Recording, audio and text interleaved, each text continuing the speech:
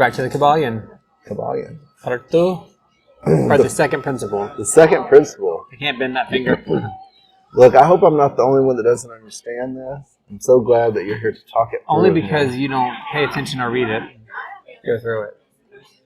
Well, if you read it, it's like, who wrote this? I mean, the way The three initiates. That's who wrote this. It was just one person with 3 personalities. Maybe. Okay. The second principle was the principle of correspondence. Oh, correspondence. Okay. We talked about it last week. What is it? Very simple phrase that every witch knows. Every word. Synchronicity. Every sorcerer. Every pagan knows. Resonate. This phrase. Not word, phrase. Correspondence. Emerald tablet. Phrase. Okay. As above, so below. Okay. As above, so below. As above, so below. Say it with me. Everybody knows that phrase. Everybody should know this phrase. As above, As so above, below. so below. So what does that mean? But what does that mean? That's a good question. You tell me. So correspondence, like it's about things that correspond. So as above, so below. Thinking about what is happening in other realms is also happening here in a different way. Also can be interpreted, some people say, as within, so without. So as whatever is in my internal psyche and my internal feelings and spirit is what's going to be outside of my environment. Kind of talking about also what's as without, so within. So whatever's going on out here is also going on within me. What's going on in the world is also going on down here on this plane. So when people think about like, oh, we're doing something on the spirit plane, we're working spiritual, everything we do spiritually affects us physically and vice versa, as one example. There's a lot more examples of that. Now that I can kind of understand. It's a way, they say, to apply the unknowable, to apply what we know to the unknowable, and allow us to understand the unknowables without having the ability to get there before we learn it. So as we're learning about the spiritual plane and other different types of existence, we learn that before you can actually get to it, you have to learn about it, right? You talk about it first, you get used to it, and then you eventually learn how to access and get into it and have the discussions and really get into things. But using correspondence, you can kind of foretell or foresee what you're doing here affects over there, and then you start learning about being over there. And when I say over there, I'm talking about like other planes of existence, or the astral plane, or whatever it is you think, your heaven, or whatever the case may be. They consider this as really, really critical to the idea of Hermetic Principles, because it really does connect us all. It's what helps us stay connected. It also corresponds a little bit to quantum principles, which means, things that are effective here can have effects on things on other sides of the universe, or the entire everything, even if they're not side by side or close to each other. So that's one way of looking at it.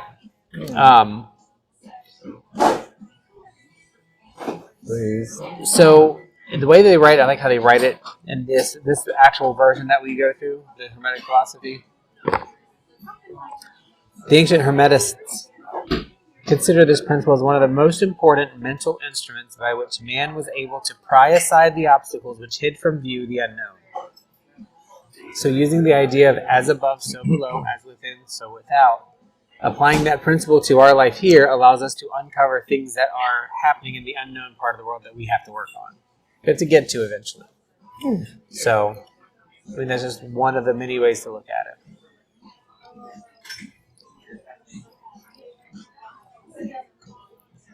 So in like the way this was written for them, was there any intended way that they're saying we should be using this or thinking about this? Or well, there is. Deeper in the book, it kind of pulls it together. When they're talking about correspondence, I'll give you a couple of ideas. We talked about it a little bit last time. There's in their world, in the Kybalion, there is these planes of correspondence. I know we mentioned them last week, but they are things like there's the physical, mental, and spiritual. But the physical is also broken down into different ones. The physical plane has 7 minor planes. Matter, 3 planes of matter, the plane of ethereal substance, and 3 planes of energy. So think of solid, liquid, and gas. Those are 3 different stations of matter in the present, but there's more. There's radiant matter. There's all these other different things. There's the ether that we talk about in when we do our opening, our call to the corners. We talk about the ether. And it's not like it's the other world. It's the out there, the unknown. But we walk here, we walk there. You know, when we talk about when we light our candles for the 4 corners, you know how we always light 2, one for the physical, one for the ether. That's the as above, so below, because what we do here is also being done there, and that's to represent that. And then you go deeper into those planes. Remember the 3 being where'd they go? Physical, mental, and spiritual. You know, the mental plane is broken down into 7 planes. And it's different, quote unquote, minds. I don't know how else to say it. The mineral element, plant mind, and then element, animal, element, and human. So this talks about how we do things on the plane of us as humans, because we are all those things. We are part of the mineral mind, the element mind, the plant mind. All those things make us up, right? So each layer of those planes kind of lead to or end with the human, with our ability to be conscious and to think on those planes.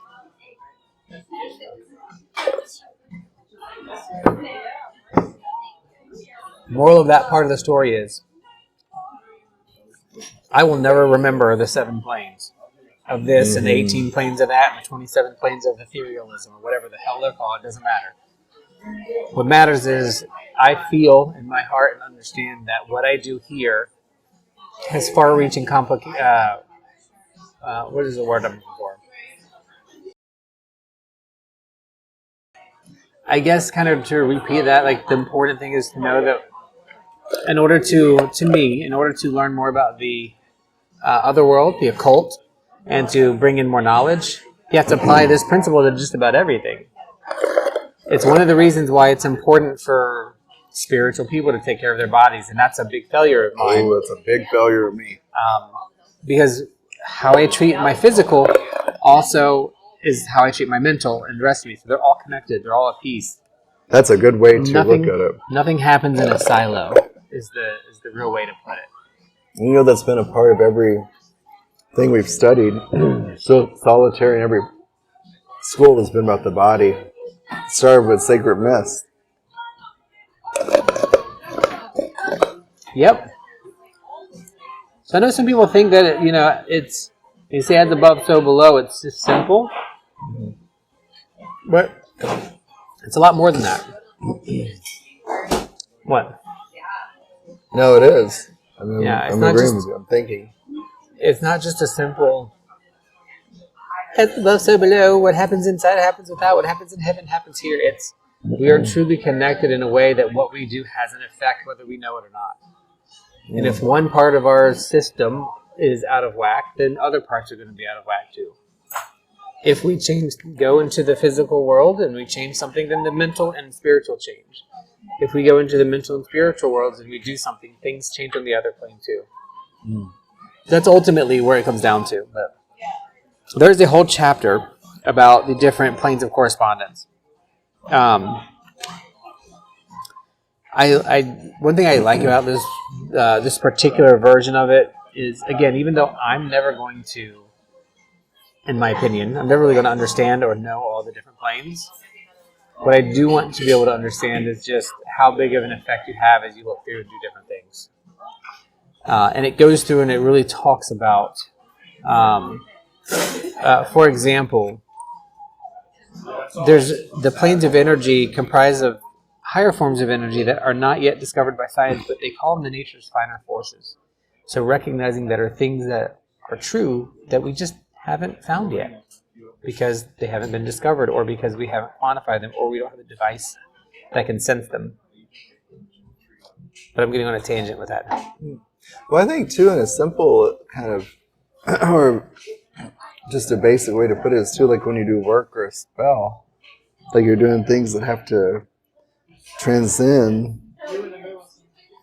outward and inward to manifest. And it's not just reading words or chanting or doing Everything has to align. herbs. I mean, you have to do the work and you have to put intent into it. And when you put it out, it has to align and hit on all different levels.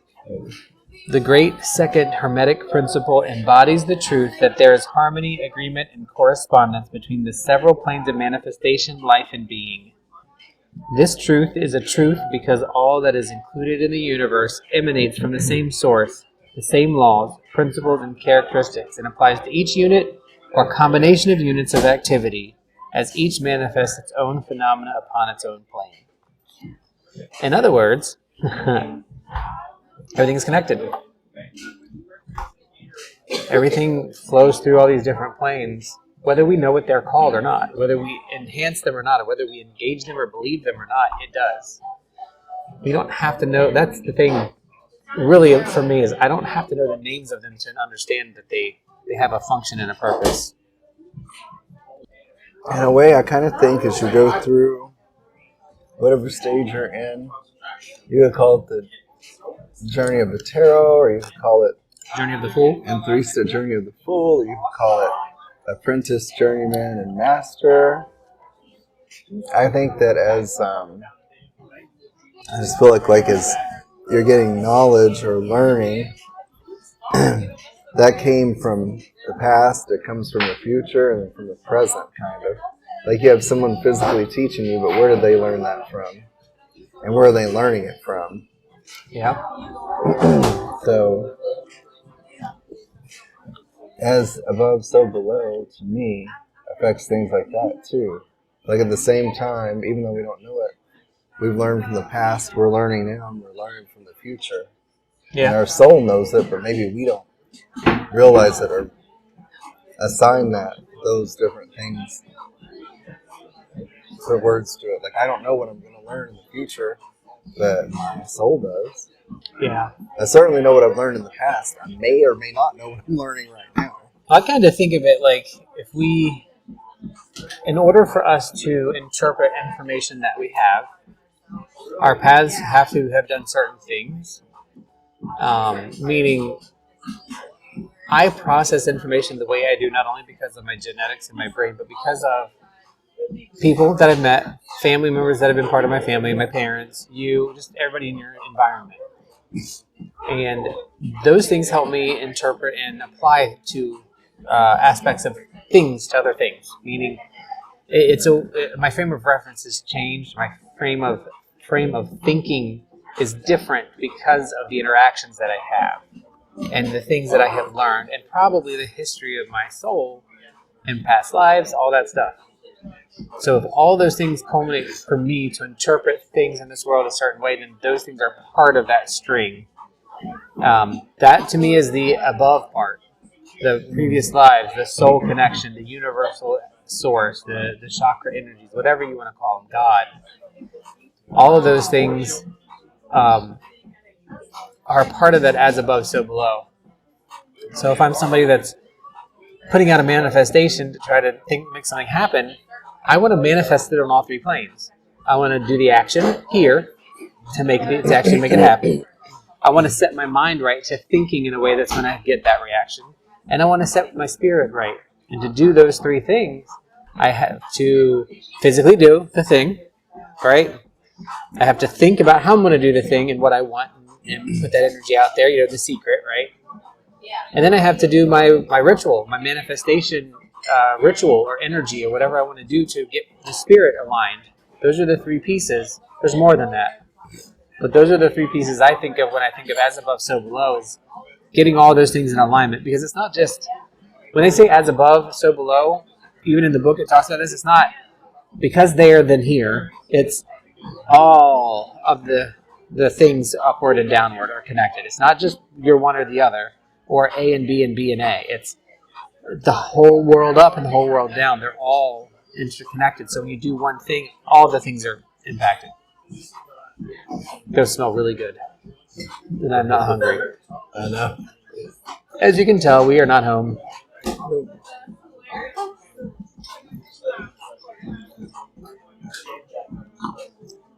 sounds good. What do we think if we're applying both of those principles to something? The first two, the mind, the all is mind and the universe is mental, and, which is, by the way, the principle of mentalism, and as above, so below, so below, as below, so above. The principle of correspondences. What are those two things, and what, like, if we go back to the mind is mental, how do those things go together? Well, I think as you're thinking of something that you want to do, just a thought, a spell, or whatever, it's you've already begun the process of whatever it is, and so you've imagined it. You're thinking of it. You're putting energy into it, and as you start working it, something else is happening on these other planes at the same time to adjust to allow for what you're doing. Is what I think. Yeah. And the whole time the mentalism thing is like constant. I think. Well, probably they both are, but mentalism to me would be one that's constantly going. Now we don't act on everything we think, so just, if it's something you intentionally think, then you've already started the process of manifesting that. I can see that. And as you're doing this, things are leveling out and adjusting on different fields to either allow or not allow that to happen. They smell really good. I really do like that way of thinking it through, but what I think of generally is like this table as an example in this building. At some point, this table was something else. It was a base product, and before that, it was created somewhere. And before that, a human had to gather it, and before that, I'm going to say it's wood. It's not all the way through, but say it's a wood table. This wood table came from a tree somewhere that was a seed somewhere. That seed came from another tree that was a tree that was a seed from somewhere. I don't know how many years we can go back if thinking that way, but to me, infinity, because eventually we'll get back to the earth, to a rock, to a volcano, to a star, to the Big Bang, or whatever is the current theory, right? All of the things had to line up, all of them, to be this table right here. For us to be sitting at it, having a conversation, using a magical tablet that talks and takes video electronically without any wires. That's so cool. Right? So if the correspondence or the principle of mentalism is just that. All of those things populated from something, came from somewhere. They all have a thing that they are a part of, and I don't know that there's ever an ending or a beginning to it, and I don't want to know. But they're all necessary to be part of what we are doing right now. So our decision to come here and have a conversation was a thought. Just as if this thought was a table built by somebody, picked to be here in this place. Would we have a different conversation if we were sitting at the table over there? We'd pick that one. Maybe. Ruby might have served us instead and done different things, and it would have been a completely different experience. So we don't know. But the idea behind the mind is all is just that. It is things that are so big and further beyond us that everything is part of that mental thought creation process. Yeah. No, you're fine. No, you're fine. It's part of that mental process of pulling everything in. And then as above, so below takes it a step further of because this table was thought to exist to be here in this building that these wonderful ladies created for their business, blah, blah, blah. Their creation and manifestation obviously has a connection to us because we're here and we are engaging here. None of that to me happens because our brains fire electrons through nerve impulses. I'm trying to even think, how do we even find this place? I think I just stumbled on it one day and told you. I don't remember. Yeah, doesn't matter. Doesn't matter. But we did, and we've come regularly. But they manifested their thing. They thought it. They built it. It is here. They aligned themselves to create it. Now we're here trying to align and create in different ways. I have read the Kybalion now 4 times separately, and all 4 times I've gotten a completely different meaning out of them. That is one of the things I like about it. It is why I consider it one of the the basis of my application of my lens to the world. Because if I think of just about anything through the lens of these 7 principles, I feel like I can understand them. I feel like I do understand them in a different way than I would have otherwise. I'm telling you, it's good. It's worth it. Any final thoughts? Other than I'm going to try to really focus this week on the correspondence. Thinking about it as I go through the week. And then try to tie it through to the mentalism. Yep. And then what's the third? The third one is the principle of vibration. Nothing rests, everything moves, and everything vibrates. And that is all about frequency. Also thinking about this table. I'm very interested in this one. If you think of an atom, and this is not necessarily the whole topic because we'll get into it next show. But if you think about an atom being 99% space, right? You have a tiny nucleus, and you have the electron spinning around it. If 99% of an atom is space, this is made up of atoms. That means this is 99% space. But it's hard to us because of our perception, and it vibrates. It vibrates very slowly. The atoms in it vibrate slowly, but we know they vibrate because we've seen it. We can take a look at it and can see it. And that electron is moving around the atoms or elements. And let's say this has silver in it. The element silver has protons and electrons, and we know the electrons are spinning around the silver, yet it's still hard to us when we touch it. But it's 99% space, right? So principle of vibration is a lot more than that, but that's just one way I kind of try to explain it to people a little bit. Is everything is on vibration, and if you can match that frequency, you can do shit. Lots of shit on lots of planes. I'm interested to learn about this one. Frequency and vibration is really cool. So is sharp pain in my head. What is it called? The ebb and flow of things. Everything has an ebb and flow. That one is a really nice one to me. And that is what I talk about when I'm cycling in and out of doing stuff. Like I'll cycle in and out of games, spirituality. Sometimes I'll cycle in and out of doing things, of being, you know what I mean? So the ebb and flow is normal. But anyway, that's a short video on the second principle. We'll talk about it more later. Yeah. Thank you, sir.